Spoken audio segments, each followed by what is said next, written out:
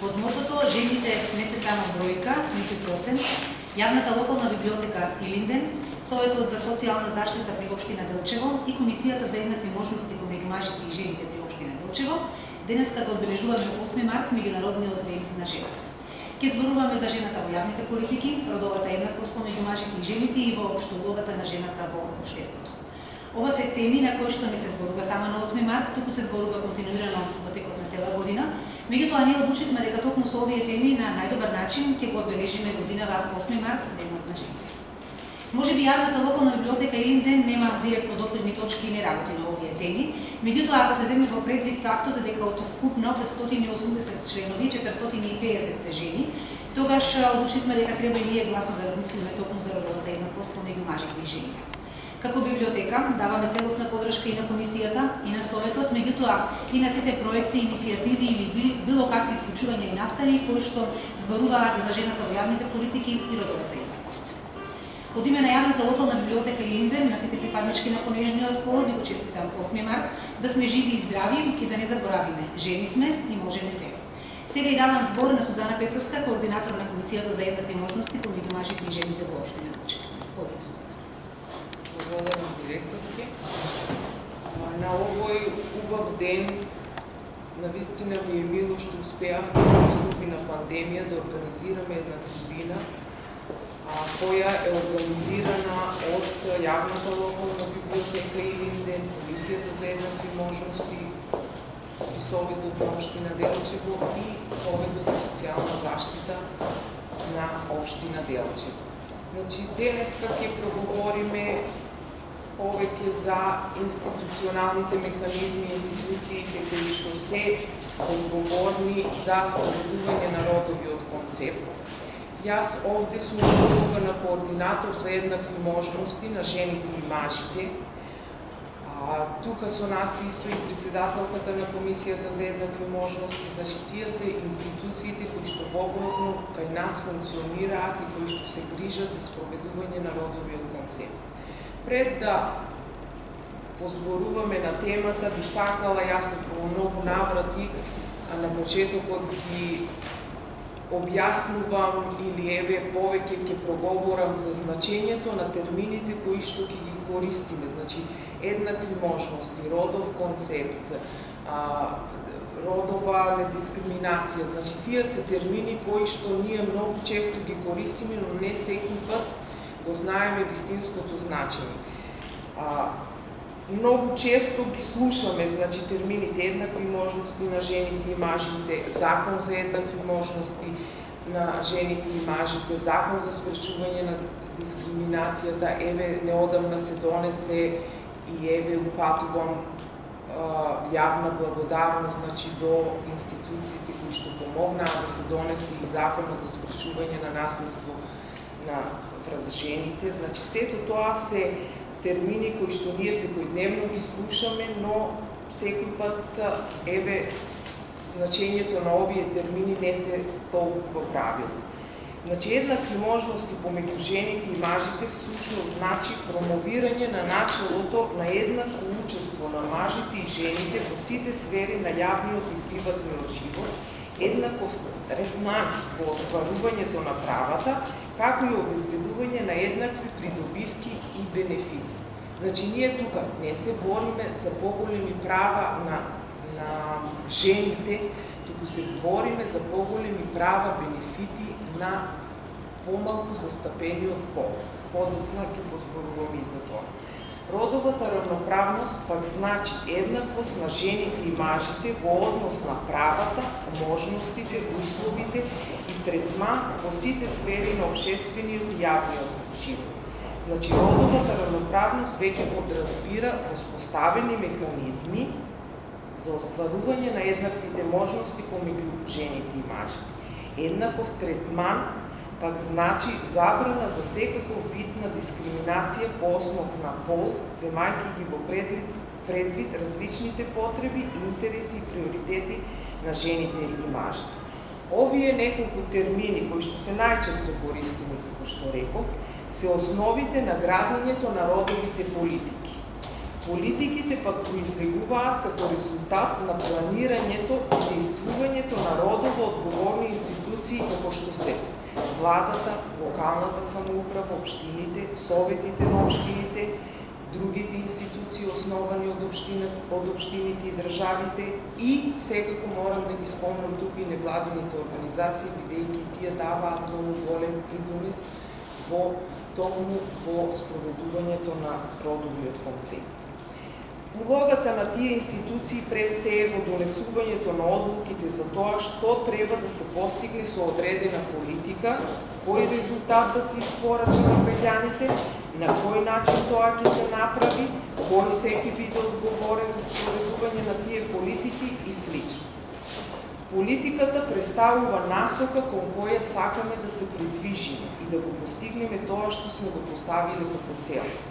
Според методологијата за анализа на политиките, политиката е процес на превземање или непревземање на активности од страна на одговорните институции кои што веќе ги спомнав, за да се реши одреден проблем, како и начин за утврдување насоки за остварување на одредените цели. Значи, јас повеќе ќе проговорам за институциите кои што се родово одговорни кај нас на општинско ниво, значи има институции на државно ниво, кои што секако и даваат голем придонес. Кај нас функционира веќе многу години Комисија за еднакви можности на жените и мажите при Советот на општина Делчево, значи таква комисија за прв пат е формирана во 2006 година. Од тогаш па наваму, значи секој состав на Советот си формира своја комисија за еднакви можности на жените и мажите. Исто така, од тогаш постои и координатор за еднакви можности на жените и мажите, кој што е вработено лице во општината. Значи, таква комисија за еднакви можности постои и при парламентот, Собранието на Република Македонија и тие, значи, действуваат на национално ниво. Соработката меѓу општинските комисии за еднакви можности и комисијата при парламентот е многу тесна и секако ние секој пат ги следиме насоките што ни ги даваат Комисијата за еднакви можности при парламентот и секторот за еднакви можности при Министерството за труд и социјална политика. Многу битна алка во овој синџир на одговорни институции, како што спомнав, се невладините организации.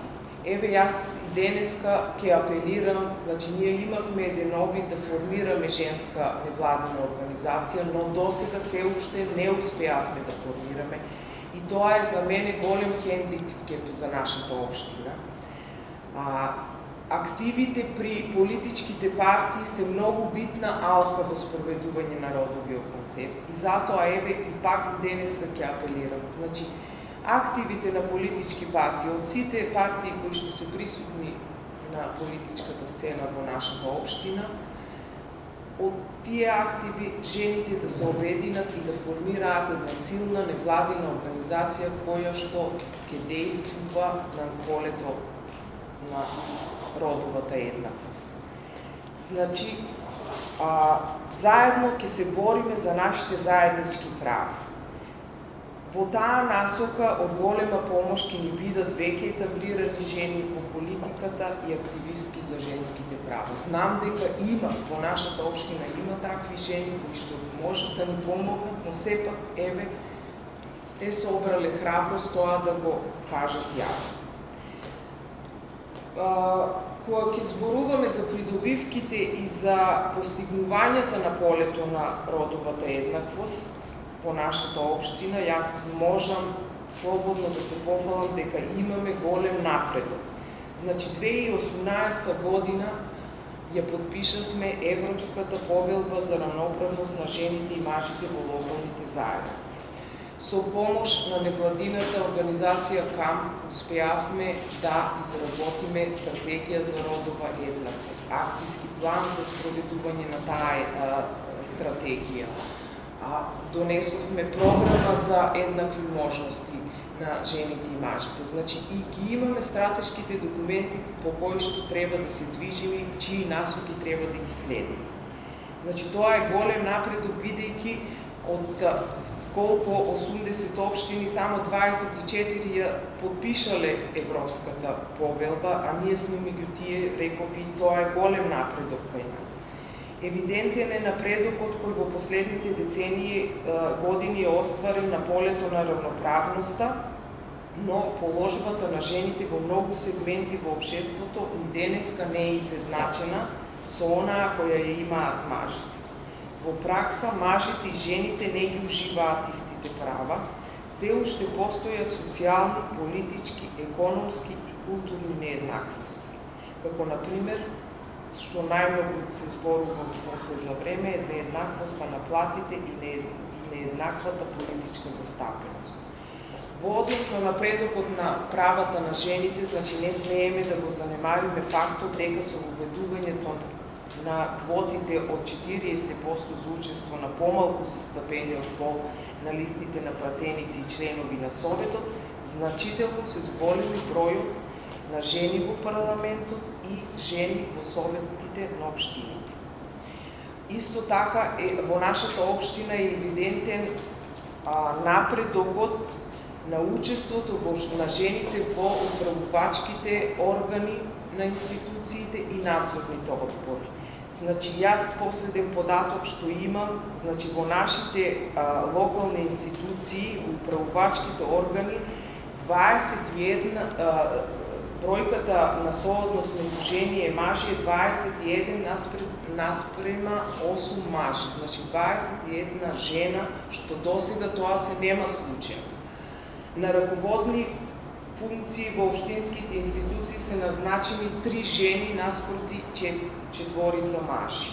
Значи, евидентен е напредокот, но не смееме да застанеме тука. Значи, ние треба да се бориме повеќе да бидат застапени жените во тие органи каде што се донесуваат битните одлуки, бидејќи без такви одлуки ние не можеме да очекуваме и напред. Понатаму можеме повторно да подискутираме нешто на оваа тема, но јас еве сега би искористила и приликата на сите вас да ви го честитам денешниот празник, на сите жени, мајки, да им го честитам празникот 8 март и да им посакам многу здрави и љубов. И пак ќе го повторам мотото под кое што ја организиравме оваа денешна трибина, значи не смееме да дозволиме жените да бидат само бројки, ниту проценти. Ви благодарам многу и ви посакувам се најдобро. Добро. Сузана, сега давам збор на Весна Радовска, професор по социологија и член на Советот за социјална заштита при општината. Добар ден и од мене, честит празник и посебно ми е драго што еве во едно вакво призливо уредно време имавме можност да се собереме уште еднаш да дадем велики внимание на еден најбитен сегмент во општеството. Ако некогаш Егелс рекол дека семејството е столб на општеството, тогаш столб на семејството најчесто е жената. Јас, за разлика од Сузана, која што повеќе се задржа на институционалниот дел, доаѓам од институција каде што се подгрева масата или тлото за да се тоа може да се оствари, значи таму каде што повеќе делуваме на свесниот елемент, на свесната компонента, значи младата популација која што, верувајте, најголем ентузијазам и најголеми амбиции покажува во делот кога се зборува за вакви теми. Тоа се жустри моменти, полни со идеи, со креации, со иновативности и можам да се пофалам дека нашите креативци, верувајте дека ќе направат многу повеќе и од генерациите што досега направиле, иако од се што чувме треба да бидеме горди и презадоволни на успешноста на нашата општина во поглед на прашањето на родовиот концепт. Како теоретичар и како практичар учесник во многу проекти кои што се спроведени на оваа тема, можам да кажам дека сепак Македонија, помеѓу другите држави и земји на Балканот, котира прилично високо. Ова што рече сузето пред малку е податок кој држи место. За разлика од Грција, Бугарија, Албанија, Србија, значи Македонија направи одличен смел чекор напред во целиот тек на периодот на транзицијата, така да некои 2 добри децении ние активно чекориме по сите европски трендови, вклучувајќи ги активно жените низ призмата на женскиот активизам, особено политичкиот активизам. Посебно радува податокот што другите инстанции или сфери на општествениот живот, што посебно се битни за младата генерација, тоа е иднината на секое општество, што прават револуционерни чекори во промените на традицијата, религијата, предрасудите и стереотипите, бидејќи тоа е првото и основно што требаше да се случи, за да можеме да приоѓаме на остварување на овие концепти кои што стојат на хартија. Така да денеска веќе со безрезервно секој ученик кажува дека и он во иднина би користел породилно отсуство наместо неговата жена, ако тоа не било пракса пред некои 2 децении и нешто, пошто веќе подолг период сум во процесот на образованието и во контакт со таа генерација адолесцентна. Понатаму радува податокот што еднаквите можности за користење на социјалниот простор. Значи, може би некогаш било невообичаено жена во брачна состојба без придружба од партнер да присуствува во многу моменти, јавни настави, свечености и така натаму. Денес ова станува составен дел на секојдневниот живот и најверојатно тука огромно влијание има севкупната динамика и видоизменување на агендата и организирањето на времето кај мажите и кај жените. Понесени од искуствата и идеите на други држави и самото глобално придвижување на младите низ процесот на образованието, студирањето, професионалната кариера, значи движејќи се космополитски во тој правец, верувајте дека направи огромно влијание врз промена на свеста кај младата генерација и се тоа ќе биде многу впечатливо, ми се чини, за некој едно време во кое што таквите можности нема да бидат само на хартија, туку ќе ги има во секој поглед. Да не забегаме во погрешен правец на феминизам, што спомна и Сузето пред малку, значи ние мажите не можеме да ги претвориме во жени, нити обратно. Да не се разбереме погрешно, значи едно е пол, друго е род, половите разлики целосно ги почитуваме и различните потребни, амбиции и склоности на жените, но еднаквите можности да им се даде шанса за пристапот до институциите и остварувањето на нивните права е многу битен момент кој што е родова или општествена конструкција. Значи полот е пол, а родот е она што е општествена конструкција на полот и тоа не треба да биде пречка за да може да се направи еднаквиот пристап кон институциите.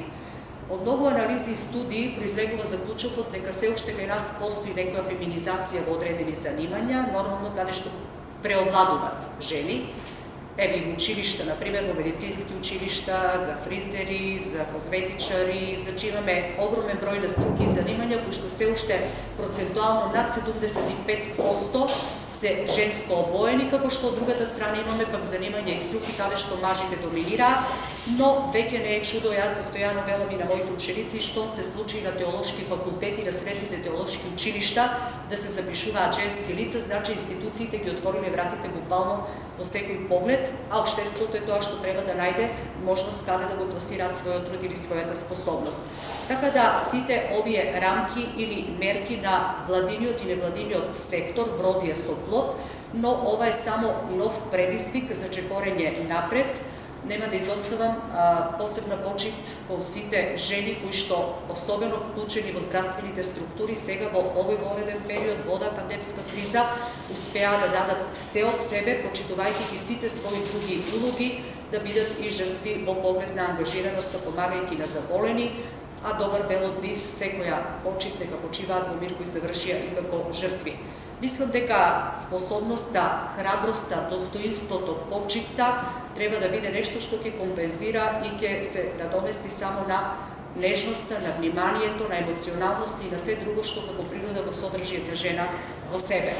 Не би должела ништо повеќе, уште еднаш честит празник, уште многу години со многу успеси, многу резултати да се собираме и да го одбележуваме овој светски ден. Благодарам.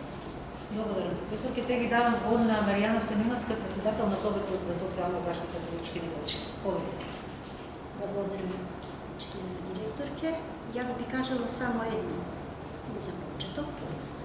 Општество во кое жената е ореолот или мисионерот, како столб на домот, на семејството. Жената која ќе внесе дух на образование и воспитание на децата. Жената која ќе се бори со предизвиците, не само во семејството, туку и во интелектуалниот развој на идните генерации. Тоа сме сушност ние, за кој не е потребно еден ден, туку секој ден да имаме почит и внимание, бидејќи не секогаш жената е почитувана. Драги мои сограѓанки и сите жени во нашата земја и пошироко, би сакала да одекне ова од една мала општина во која Гласот на жената треба да биде предизвик на останатите општини, во кои ќе покажеме и докажеме дека ние сме спремни да се бориме со сите предизвици. Нови значаен ден. Отворено ќе проговориме за правата на жените, за нивната родова еднаквост, но треба и да се потенцира дека многу жени се премногу исплашени или се срамат да побараат помош. Токму од тоа потекнува и семејното насилство, во кое голем број од нив се жени. За жал, ние не ги исклучуваме и мажите и децата, но тука елиминирањето на насилството против жената е вечен предизвик за кој постојано ќе се бориме. Ние како членови на Советот за социјална заштита почнавме од ноември 2019 година, трета година поред. Соработувам и ми е чест да соработувам со членови на Советот на општината, кои заедно со општината, заедно со невладините организации ја представуваме и се соочуваме со најголемата проблематика во општината. При тоа морам да кажам, работата на Советот е прво да идентификува, потоа да ги мапира и да има увид на проблемите на семејствата со социјален ризик, исто така да ги следи, да ја утврдува состојбата, но и начинот на кој може да се најде можно решение. Нашата соработка долго време беше со физичко присуство, се додека не се случи пандемијата. Меѓутоа продолживме преку група во социјалните мрежи, каде што сме во постојана комуникација и каде што интервентно знаеме да седнеме и дури до доцните часови да разговараме за моменти на кого во некое семејство му е навистина потребно да му се помогне. И да ви кажам, со чест ќе проговорам за бројот на членови кои што се од женскиот пол во Советот за социјална заштита. 10 сме жени, а 4 се мажи. Имаме представници од образовните институции. Тука се основните училишта и од средното општинско училиште. Тука се и агенцијата за вработување и директорката.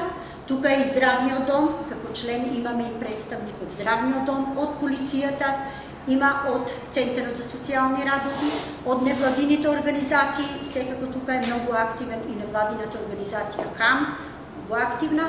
Тука е и Црвениот крст, имаме и психијатар, доктор, кој што постојано интервентно се залага во дадени ситуации, а исто така тука се вклучени и верските заедници, исламската и православната верска заедница во општината, каде што 14 може би изгледа малку, но сепак активноста и соработката и понатаму продолжува се дотогаш додека ние сметаме дека е потребно да се помогне, но морам да истакнам дека и градоначалникот на општината, заедно со сите институции релевантни кои се потребни во момент на помагање, теренски излегуваат, помагаат и ги воочуваат нашите проблеми за да ги решат заедно со другите институции.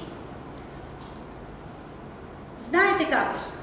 За крај можам само да кажам. Заедно можеме се.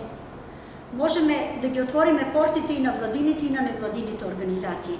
Заедно во Советот за социјална заштита продолжуваме да отвараме некои проблеми кои никогаш не е разговарано, не е мапирано и не е отидено да се разговара на терен за да се види како да се решат проблемите. Се плашиме само од едно. Пандемијата, ако продолжи, треба сите заедно да помагаме. Не само Советот на социјална заштита, туку и сите влијателни институции во општината. Јас мислам дека и владата дава силни можности за заедничко работење. Во интерес на времето. Благодарам. Денеска за нас требаше да биде градоначалникот на општина Делчево Горан Рајковски, добрата ни причини кој не е тука, честитки и тоа ќе ни ги пренесе Емилата.